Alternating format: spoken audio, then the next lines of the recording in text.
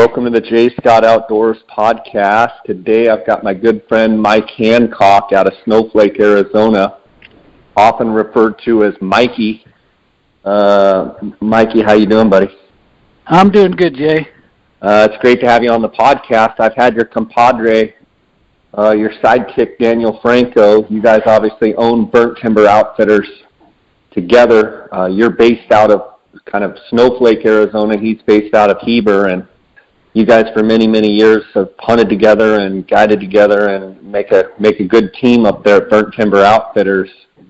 I want to talk today about 3C mule deer, 3C elk, and then talk about Unit 1 elk.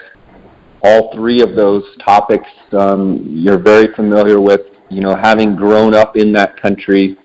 I like getting local perspective on how things are going, and like hearing about those hunts up there. So first question I'd ask you, let's start with archery elk season. I believe you were in Unit 1. How was Unit 1 archery elk this year? Well, Jay, to correct you, I did not have an archery elk hunter in Unit 1. I've hunted archery elk the last 4 years in Unit 1, but this year I was over in Unit 3 this year during the archery elk season. So I didn't hunt archery Unit 1 this year.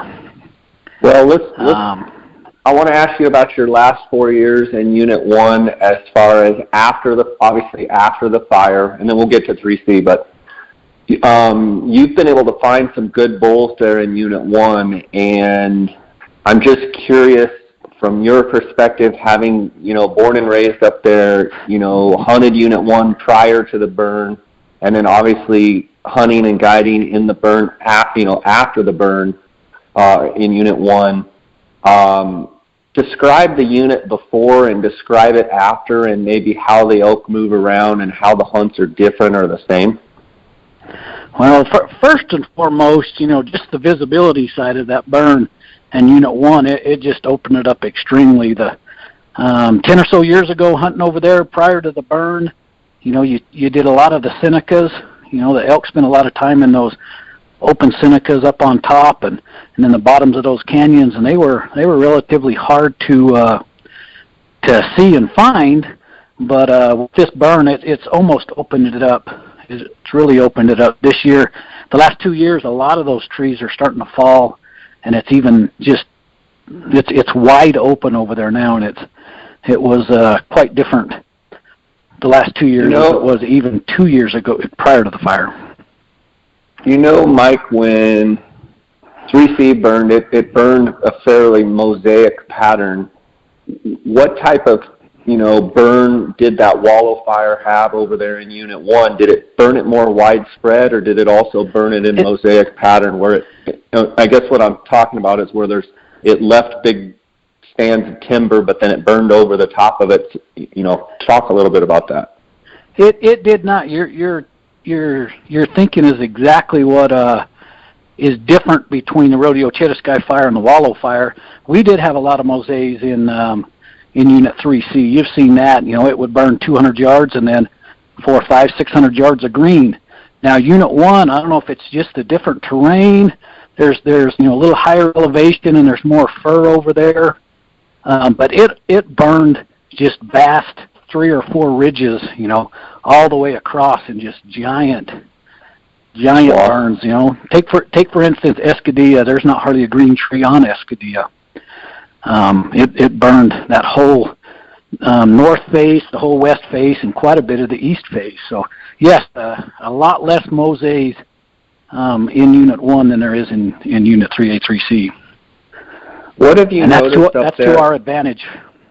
Yeah, to be able to see. What have you noticed as far as, obviously you can see more animals now because it was so thick, and like you're talking about these cienagas, these open parks, and I think what you're describing is like, real timbered areas, but then just kind of open grass meadows that they call cienagas. And they're out there at night, and they would be rutting, and at first light they head into the timber, and then you never see them. But now with it being open and having the ability to glass, in essence, those elk and deer for that matter, they don't have I mean, it's a lot easier to take inventory of what's there. You are correct, Jay.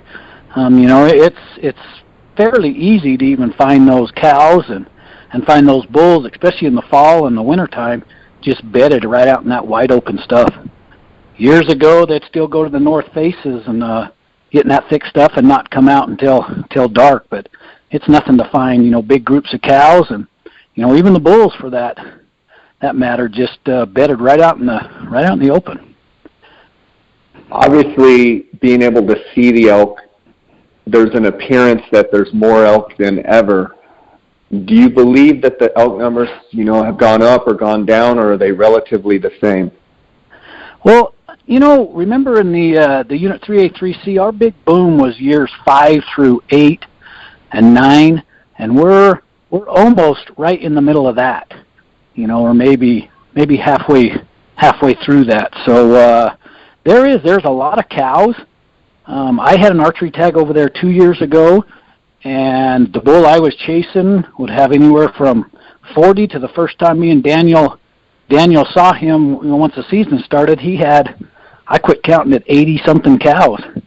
And, certain times, that year there just wasn't the bulls over there in that area, so he didn't have a lot of competition. There was 2 smaller bulls satelliting him, but just a lot of cows. And you are right, they are a lot more visible, but I think the numbers of cows are up in Unit 1 for that matter. As far as, you're saying, if I heard what you're saying right, it's like the peak years after the Rodeo Chetasky fire, which was in Unit 3C, you're saying like years 5 through 8 were banner over there. Yes. But they also did some tag manipulation as well. I believe the tag numbers were fairly low, and then what kind of shut that off, and correct me if I'm wrong, but what kind of shut that off over in 3C, and not that 3C is not a great unit, but there were some banner years there after the burn, and then I believe they jumped the numbers up, and I'm just going off recollection. I don't even actually have the numbers in front of me or anything. I'm curious about your response on that, but I'm also curious if your response is yes, that they jumped some numbers up. I mean, do you feel like 3C, if they would have just kept the numbers down, that they would still be kicking out some of those, more of those giant bulls like they were in that spurt? Or do you think it was just a freshness of feed coming back that, all the elk from the res, or a bunch of them, came there? I'm just curious how your thoughts of that whole process are. I think you're both you're correct in recollection of the tags. I remember the first year after the fire, we had 50 late tags in that unit, and then they just increased it 50 tags at a time and kind of overshot a little bit, but got it back under control, down around 250 or 275 where it is now, and that's Unit 3. They did a little different in Unit 1, and they didn't start out with low numbers. We've kind of bounced all over in Unit 1 as far as bull tags have gone, and I think it's kind of hurt it. If we get to talking, I did have an early rifle client in Unit 1. We had 2 hunters over there, and again, a lot of cows. We saw a lot of cows, and the bull quality didn't quite seem as good as it was. The rut was phenomenal. They would bugle all day like I could remember them, doing 6-7 years ago. But yes, they did manage Unit 3 a little different than they did with Unit 1, and I think that Unit 3 benefited there. We did really well there, year 5, 6, 7, and 8 in Unit 3, and Unit 1's it's definitely been managed a little bit different. Do you think, in your heart, do you believe that truly if they would limit a bunch of those late elk tags, I feel like, this is just my opinion, I feel like because now you can see and because you can glass and because the late elk tag numbers are high, the success rate, and I'm just talking out my butt because I need to look at the numbers, but I would argue that the success probably has been much higher since the burn. They're killing more bulls in the late hunt, which a lot of those bulls are probably older bulls, and so in essence, year after year, the quality is deteriorating a little bit and eroding away little by little. You are exactly correct. I think that late hunting Unit 1 last year was up in the 65-70% success. And the tag numbers are up there at 350. They've been as high as 400, if my memory serves me correct, in the past 5 years. But yes, we hunted an area this year on the late hunt Unit 1 where last year there was one pickup there with us, and we were walking in 3 miles into a wilderness. And this year we averaged 5 to 6, 7 cars out there every day. The people are going deeper a little bit more. The terrain's more open. The bulls there's always bulls in there. And yes, they are. I think Unit 1 and Unit 27, and that's definitely been a hot topic and a discussion point up here with us that, we can't keep doing that year after year and expect the quality of the bulls to stick around. So I think the hard part for the Arizona Game and Fish Department, which I would like to say, for the most part does a really good job of managing our state when you compare it to other states, and you can just look at the quality. But I think the challenge for them is to manage the opportunity with, the quality. The hard part for guys like us that have been, so involved in as far as hunting and seeing how those areas progress and how good they can be, it's hard for us when we've seen them really, really, really good quality and, just unbelievable bulls, and then see that quality just, slowly erode away. I'm not saying I have all the answers at all, but it does seem like it sure would be nice if we could have a little bit more focus on older age class animals and keep, the trophy quality as high as possible. The trade-off of that is, people don't get drawn for as many tags. Yeah, you are correct. The other frustrating part of that is I ran into quite a few people this year that were, just frustrated with the total numbers of people that you're competing against. You're setting up on a bull and get him in your scope, and he falls over, and you hear the shot. That's been coming on here the last 2 or 3 or 4 years. When they're putting 400 tags in these units like 1 and 27 that now are opened up and so visual, those bulls are just pounding it, and it's costing us. It's costing us quality for sure. I know you're a turkey nut like me, and you love turkeys. You love turkey hunting, and you've been up there, pre-burn. You've been up there since you were a little kid. You've been up there 40 plus some years, bouncing around. How is the quality of turkeys in Unit 1, and did the fire do the turkeys a lot of good? Did they stay the same, or what are you noticing up there? Yes, the numbers improved. The junior hunts are just phenomenal, and that first early hunt you can still do some pretty good on. But by the second, third hunt, they're seeing quite a bit of pressure, and it definitely gets a little bit tougher. But Unit 1 has some great pockets of turkey. On the southern end of that unit, the turkey numbers are pretty good, and then you can do some scouting and find the other pockets that are working those burns. But Unit 1's pretty solid. Unit 27's doing really well with turkey. I'll spend a little time over there hunting horns or running around it, and it's got quite a few turkey in it too. So turkeys always benefit from those fires. And yeah, for sure. Unit 1, I've got to think too with the burn. I've got to think not only does it help numbers, but I've got to think, as far as hunting them, they tend to want to roost a little bit more in the green trees, not as much in the burnt trees, and it I'm sure probably limits those areas where they actually roost. And kind of as a hunter, you can kind of pinpoint, some of those that green timbered ridges and stuff, and probably it's helped in hunter success being able to, move in and get on those turkeys, either on or off the roost. You are correct.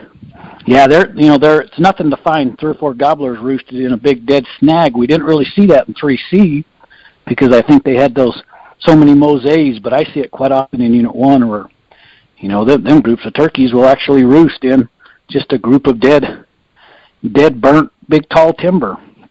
Probably just because that's all they have. They just don't have any other option, right? Yeah, you're exactly right. It definitely didn't go gangbuster like Unit 3A, 3C did, after the fire, but it's still pretty solid. Don't you think that was from? Don't you think that 3C? I was hunting there with you and Daniel for years right after the fire, but don't you think a lot of that was just because of the low tag numbers? So the birds also exploded, but they also had very low tags for a couple of those years. Yeah, they did. But when they used 3C as a transplant unit for 5 or 6 years, that was definitely evidence that just numbers in general were really booming. Since then, we've had a major die-off, and 3C's, it's as tough as any unit to try to kill a bird out of now. So it has not turned around and come back in the past 3 or 4 years. But we're hoping it does soon. You talk a little bit about the early rifle hunt in Unit 1 this year. I believe was it muzzleloader or early rifle? It was early rifle.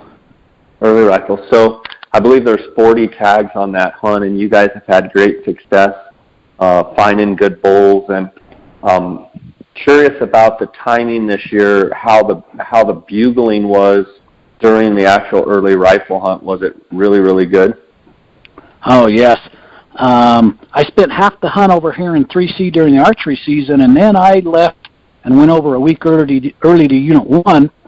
And if you remember, we fought quite a bit of wind during the archery hunt. But by the time I got to Unit 1, things were calming down, and it was as good as a year in Unit 1 as I've seen in a while, or at least the areas that I was in. There's my 2 or 3 ridges this year were loaded with 25 to 30 bulls. I could go see and check 25 or 30 bulls in a morning, and that's as good as we can get around here. If you have a good morning of looking at 6 or 7 or 10 bulls, you've done good. But I had 2 or 3 spots where just the elk were just in there in droves, and just bugled. They'd bugle till 11 or 12, shut down for about an hour, and turn around and start back up. A lot of broken bulls. When you get an area like that with 20, 25 bulls, there was quite a few. It looked a little bit normal, like it was 10 or 15 years ago, where you're having to sift through broken bulls. But pretty solid year as far as the rut went that I saw. The latter half, the 3rd week of September into that 1st week of October. Talk about why it's important. You bring up a great point. Talk about why it's important that if you've got an elk hunt, why it is important to have areas that you can sift through handfuls of bulls. Obviously, you're looking for older age class, bigger, mature bulls. Why is it important to have those areas where you have congregations of bulls? Oh, we call it beehives. I'm sure you've seen them in 3C. We see them in 1 where it's just a meeting place for those bulls to go.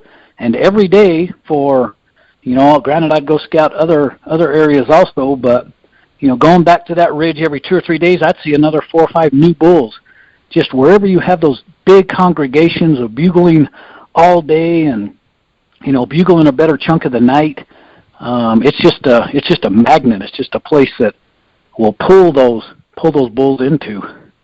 And it's no different. I'd see 1 or 2 new mature bulls that come through there every day.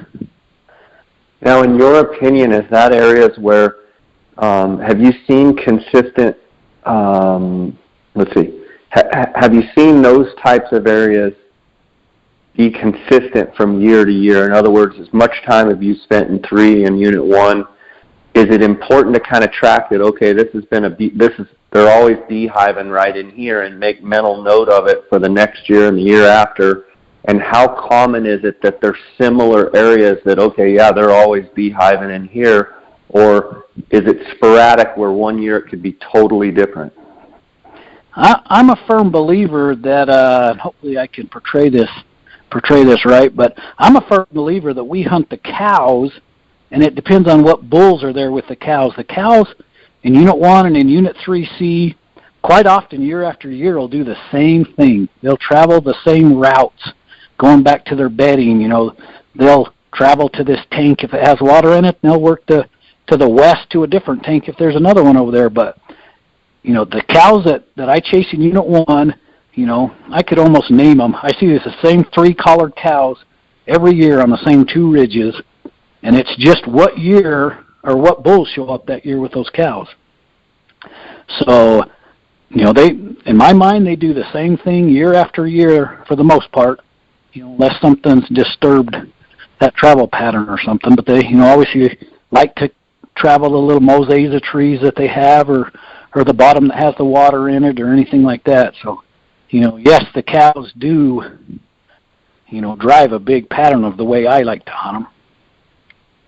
That's good stuff. And you talk about seeing the same cows year after year. Mike, a lot of our cows in Arizona, give me your idea of an age range that, cows can get up to X amount of years, and, that we've got a lot of cows in the, to give me a number of the, 6 to 10 or whatever give me your idea of, what can our cows, still be producing and be good producing cows up to what age? I think the number blows people away. I think they have no idea that cows. Well, I'll let you answer. Oh, well, this is surely a guess. A guess on my part. I don't claim to be any type of biologist by any means, but I would guess some of those cows are 10 or 12 years plus. Yeah. As long as they're not ever injured or anything like that, they'll continually produce 1 or 2 calves a year. Lots of times I'll look at a group of cows and there'll be 9 cows in them and 11 calves, or sometimes you look and there's six cows and only 3 calves. But we've shot a few cows with cow hunters, and you open their mouth and they hardly don't have a tooth left in their head. You can just tell they're really, really, really old. I think, for the most part, there's a lot of them are going to live longer than your bulls do. They don't have to live through that rut and live through the injuries that come with the rut and then, dodging all the hunters and all kinds of things like that. So, plus they live in large herds. They got a lot more eyes to help protect them than bulls get off, with 1 or 2 in a bachelor group, and I definitely think they have to, it's a little bit tougher survival rate, but, I'd guess cows 10, 12, who knows, they might even be getting up there 14 or 15 years old. Yeah, I agree with that for sure. I think some people don't even realize that, a lot of our cows, and, they can be 10 plus years old, no problem, and still bearing calves, which is pretty neat. What have you noticed up there, Mike, as far as conditions? Very, very dry, obviously, but, can you remember a year going into December 15th time frame? Obviously, we've got the applications coming up in kind of early to mid-February. What does Unit 1 and 3C right now look like? Well, we just finished up late hunts, and I spent the first weekend in Unit 1 and the whole rest of the week in Unit 3. Unit 3, just extremely dry. A lot of the tanks, up high still are holding a little bit of water. And I would say about half of them or so, and that's just an uneducated guess. Some of the lower tanks that saw some monsoons this summer, that transition area between the highways, there's a fair amount of those tanks that still have some water. I don't know if it's going to carry us through the spring, which worries me a little. You get them windy spring and winter days, and boy, you can just almost watch the levels on those tanks drop. So 3C is not anywhere near as good as condition as I was hoping it was going to be in. Feed, the feed doesn't look all that good right now. It dried out in September, and it hasn't seen anything now for 3 or 4 months, and you can even look at it, and I've never seen a fall that looked like this. Lots of times we're still getting rains well into October, and maybe a storm right before late elk season or even during late elk season, and it's just been a dust bowl up here. But with that, it concentrated a lot of bulls on the late hunt, and we still had a fairly decent hunt. But yeah, conditions are not strong right now, not real positive for Unit 3C. Unit 1 I don't worry as much about. There's a lot of live water over there. A lot of those places we walk into, you still see those little springs and stuff coming out of the ground and running. Just that higher elevation, and just Unit 1's a lot different unit than Unit 3. It's got a couple of thousand feet elevation difference in that higher country, and a lot more live water. So and again, the feed doesn't look all that well over in Unit 1, but the water will be there. That's at least halfway important for them. Yeah, and with the fire over there, there's quite a bit more browse now than there used to be. Is that correct? Correct. Yeah, we're starting to see some of that. No, it's ankle, maybe just above your ankles now. We just call it a brown bush over here. I don't even have the correct name for it. Over here in 3C, it's about knee-high over here in Unit 3C, and those bulls love it. Those mule deer really like it, too. They spend a lot of time in it. But I'm starting to see that stuff in Unit 1 in some areas. Not in all of it. You get up too high, and you don't see it. But, yeah, that browse is coming back in Unit 1 like it did in 3C. Let's talk a little bit about that. Unit 1 historically is, well, I shouldn't say historically because that's not true. Unit 1, there used to be big mule deer bucks up in Unit 1. You don't hear much about them now. We'll talk about 3C in a minute, but what are you noticing with the deer in Unit 1? We killed a couple of decent bucks, 170 type bucks last year out of Unit 1. I didn't see the mule deer I would have liked to have seen this year. I still spent probably 30 days in Unit 1, and I saw some decent bucks, but I know they got hit pretty hard. I talked to some guys that hunted, and I think they kind of mucked them out pretty good in a couple of those areas. But they're real pockety over there in Unit 1, it seems like. Great country, great habitat. The does seem to be coming back. I did see, a fair amount of good groups of does this winter over there, but it's just not a great banner unit to start applying for in Unit 1, in my opinion, yet. If the locals and stuff, if you can have some bucks scouted out, and they're tend to be in the same area, and you can grow a buck or two up, I think you can have some success over there. Again, it's a great glassable unit, but the quality just hasn't quite come back like I was hoping it would after the fire. I was telling people 3 or 4 years ago that I thought Unit 1 was going to be the next Unit 3. I think they have too many tags in Unit 1 for the mule deer hunt, and that's definitely going to keep those mature buck ages down for sure. Yeah. Now, compare that with over in 3C.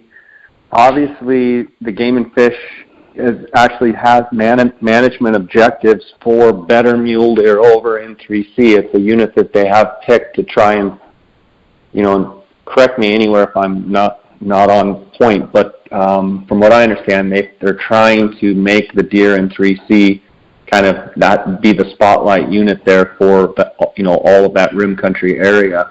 And you guys over the years have had some great success, in that unit. What is the status of the unit now? Kind of go over and talk about your hunts. You had great success this year. Is that a function of a trend of it going? I don't want to ask you too many questions, but just kind of give me the general sense. Is that a trend that's moving in that direction of some of those, big giant bucks you guys shot, or is it kind of a case by case and just, particular bucks that you guys knew about? No, but we did know. I know you've had Daniel on a month or so ago, and he talked a little bit about the big 5x5 that we finally got killed. It took 3 years. My grandson, I'll brag on him for just a minute. killed a phenomenal buck. He's 11 years old. We had not seen that buck before.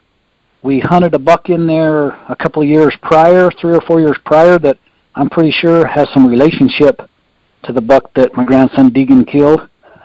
Just a really wide, one of the wider bucks we've hunted in 3C, and we managed to get what I'm just assuming to be probably one of his sons. He killed a 206-inch. Oh, he's a 4x4 with 3 kickers, kind of flyers coming out, which we don't see a lot of those on the 3A, 3C units. We're all totaling, probably 3 inches apiece. Just a phenomenal buck for an 11-year-old kid.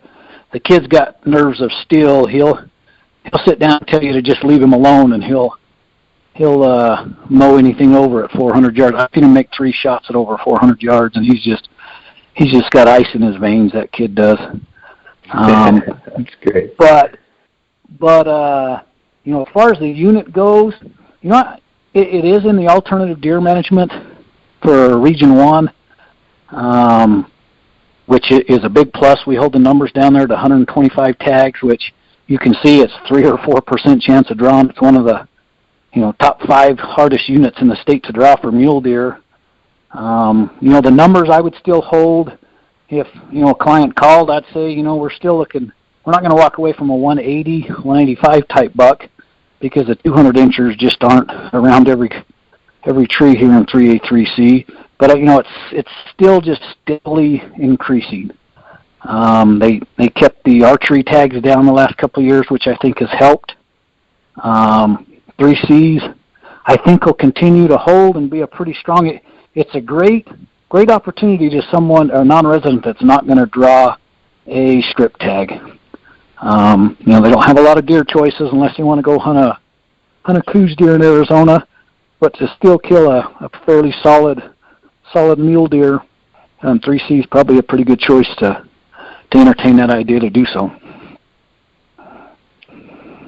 Mike, in your opinion, if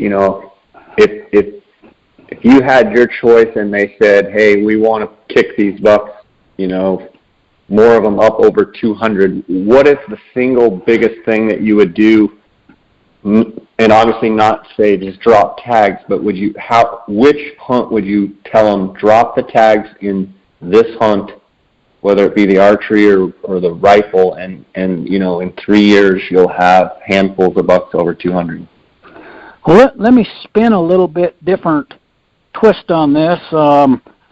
When we first started talking about, I talked to quite a few game and fish officers, and I was told that we were going to do some more burns on top of that burn to help keep the habitat open.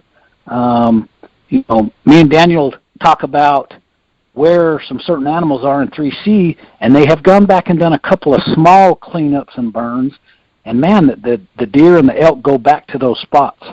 And I think that would single-handedly just improving a little bit more of the habitat would definitely help us see a few more bucks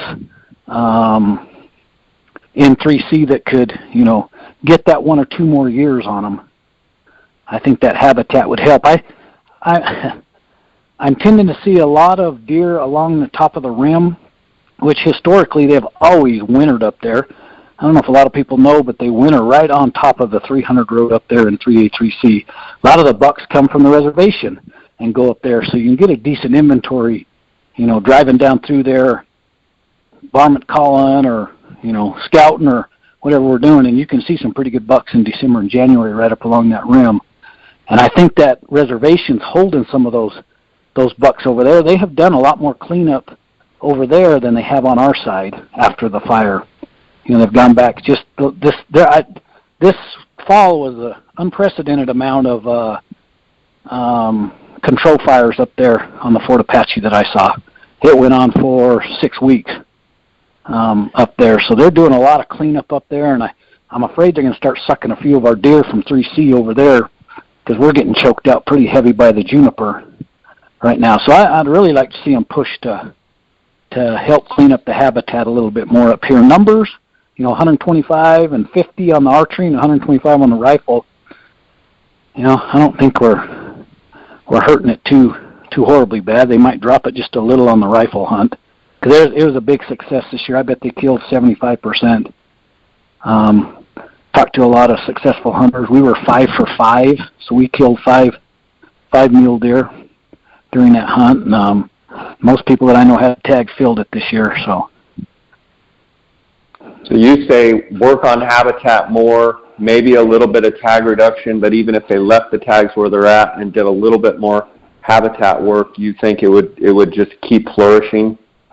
Yeah, I'm afraid that we're going to start losing a few that are going to, get back up on top and go off on the reservation and pretty much take up residency down there. Yeah. The timing of the rifle hunt in 3C is, late October, and, you're not getting any rutting activity, so to speak. From a management standpoint and trying to get, older age class bucks, granted the hunt would be better if it was during the rut, but they would also whack the bucks. Do you feel like the hunting season is always a pretty predictable time and good time to be hunting those mule deer, or is it kind of iffy and, you wish the dates would slide one way or another? No, I don't really have an opinion either way on there. We don't see a lot of rut activity until around Christmas time up here in 3A, 3C. So I don't really care if it's the 24th of October or, as late as the 1st or 2nd of November. Like it pushed in pretty late this year. Everything was slid. Seemed like a week further later in the year. So those times of the year, the bucks are, if it's cold, they're up on their feet feeding, and those older bucks, you got to remember, they spend a lot of time on their butt. It's nothing to put a buck to bed. You may bed at 7:30 in the morning. You can sit on him all day, and he won't even come out from behind the tree. He'll get up and stretch a little bit, but lots of times you can't get a shot at that. And he won't come out until literally dark. That's what I see on those those older, mature, even those 4- and 5-year-old bucks do that. They just don't like to move around a lot in the daytime.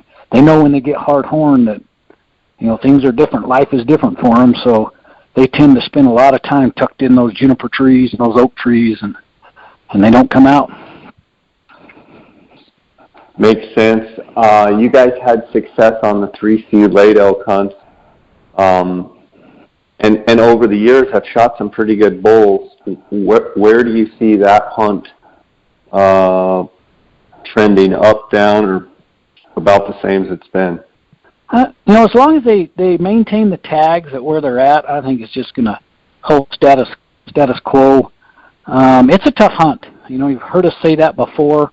Quality, we put these cow hunts in there prior to the hunt, and then the deer hunters come in, and those bulls they don't tolerate a lot of banging going on around them, plus 4-wheelers and people walking and things like that. And those bulls, they know when it's time to pack up and leave 3C.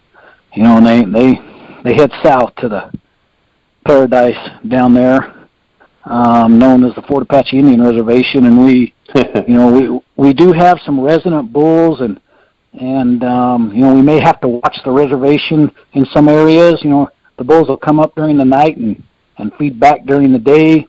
But I think the quality is going to just kind of hold where it's at. I think we have some advantages just because we know, we have some pockets, and we know what those bulls do and where they go, and we managed to kill some decent 6 points. We killed 3 pretty good bulls out of there. My daughter-in-law Janae killed a good 6 point, and then we had a couple of clients that killed mature bulls in Unit 3. So we had some good success there this year, but it's not a 340, 350 type unit on a late hunt for sure. How much broken did you see this year? Oh, it was terrible. 3C was terrible. I think Daniel really struggled in 23 with a lot of broken bulls this year. Unit 1, if you're looking in a group of 8 or 10 bulls, you might find one that's not broke. we managed to find a fairly heavy bull. Saw him the weekend before, and then saw him again the night before the hunt on Unit 1 that wasn't broke. One bull this year with a broken main beam that we ended up harvesting, but he was a good big mature bull that we had a little history with. But just bulls this year seem to be broken up a lot more. I will add, I kind of learned a little bit this year how often these bulls will break even after the rut. I saw bulls breaking well into the third week of October down here in some of this lower country. You get a group of bulls that all have to water out of the same tank, and they'd get there at night. And I saw a couple of them, get tangled up and really get to wanting to fight. They weren't just tinkling horns and playing around. They were really getting after it to show who was the boss. But we saw a lot of fresh breaks. Janae's bull had a fresh break on it, and then the big bull that we killed on Sunday of the hunt had a main beam that broke off behind his fourth that couldn't have been more than 2 or 3 weeks. I mean, it's still just white. So they're breaking them well into the fall, if they survive the rut. But just a lot of broken bulls this year in both units 1 and 3. How much of that do you think is just pecking order, bulls fighting with each other, and how much of it is, second, third cycle of those cows and just severe competition for trying to get any of that last minute breeding in? That, I think it's about 50-50 there. You'll have a bull that'll hang out with the cows right to the bitter end, third week of October, even into that archery hunt. And, there might be a cow that's smelling a little bit, and those bulls will lock up and really get after it. But there is some pecking order. There was no cows in this area that I watched these multiple bulls fight. And, there's some pecking order that's taking place, too, when you see those fresh breaks so late in the year. One bull was fully intact the 15th of October. He wasn't with cows, and then 2 weeks before season, a little before Thanksgiving, I find him again, and he's missing from his third back. So he broke his entire main beam off between October 15th and November 15th. And there wasn't any cows down there. There was about 15 bulls was all. So that was kind of we saw that a little bit more. There's always a lot of broken bulls when you just see them, 15 or 20 bulls in an area. They tend to quite often be broken up. But this year was definitely worse than other years. I want to shift a little bit here. You had a Gould's tag, and those Arizona Gould's tags are so sought after. I believe you and your son had a Gould's tag last year. And how was that? Well, it took, first of all, I'll throw out, it took me 17 bonus points to finally draw it, and it took Devin 16. We drew on separate applications in the same unit, which was Unit 33. I was just thrilled and couldn't wait to get down there in the unit. And the first scouting trip, we heard 5 or 6 birds. I was expecting to go down there and just hear 20 or 30 or 40 of them. You know as well as anybody does, those gulls are just, if you could hunt gulls every year, it'd just be one of the biggest blessings. Those birds are they're beautiful. They react to any noise you make. They're aggressive to the call. They'll come strutting right up in the middle of you and sit in your lap. Phenomenal hunts. I killed up top, up around the Ski Run Mount Lemmon area. I know you're familiar with that area. There was probably only 5 or 6 birds up there. But just, if you're gulls hunting, consider yourself blessed and lucky. I would have liked to have heard and had a few more choices on birds up there. Devin's hunt, we ended up going down closer to the desert floor, and he killed just a phenomenal giant bird. One of those 4 or 5 year olds, giants, monarchs, has the head the size of a softball, and killed it with his bow too. So that's awesome. I think it's one of those things. It is a great time.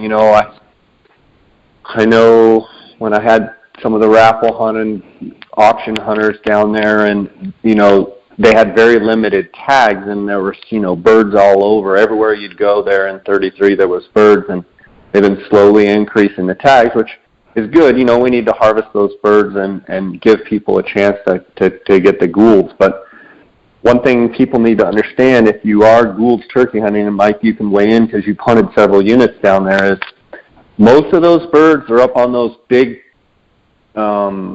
thick mountains up where it's pretty steep. And everywhere you find a bird, or everywhere there's a flat spot, you'll find birds. One of the challenges is in most of the forests, those Sky Island mountain chains, where there's a flat spot, there's a campground. Oh, yeah. It seems like a lot of the birds are right literally in the campgrounds. Like literally some guy is from, visiting from, Ohio, and he's got his family there, and they're, cooking eggs for morning, and there's a tom 15 yards away strutting right by his tent. And there's not tons of units where you just have more of that natural landscape to just go hunt. You got dogs barking in the background, and I'm curious your thoughts. I mean, there are places that you can get away, but know that on most of those, Mount Graham, Mount Lemmon, you pick any of those units, there's a lot of people interaction with them as well. So it's not quite that, wilderness experience, so to speak, for lack of a better term.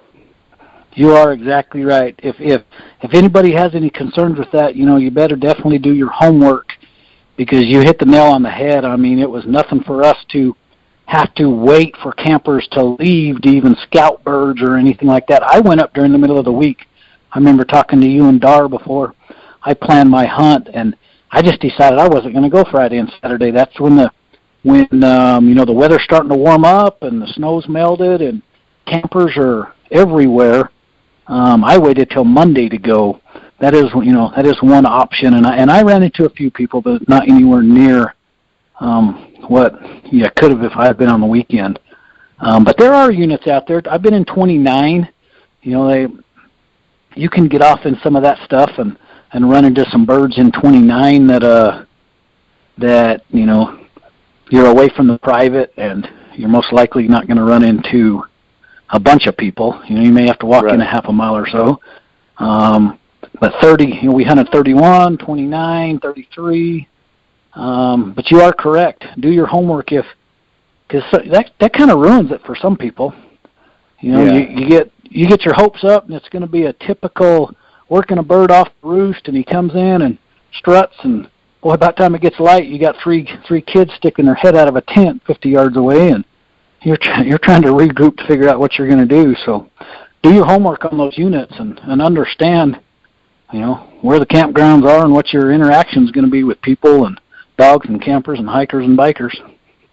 Yeah, I mean, I've been on birds before where you're working a bird and he's gobbling, and then all of a sudden, literally like 200 yards away, they're clanking their trailer doors or something, or all of a sudden a dog starts barking and the bird's just gobbling his brains out to every sound, and it's like, man, this is kind of, I thought he was gobbling to my turkey call, and he's gobbling to that dog barking. Yeah. Yep, if you want solitude and all that, go to Mexico, huh? That's right, man. That's you right. Get there and get away from the campers and the people.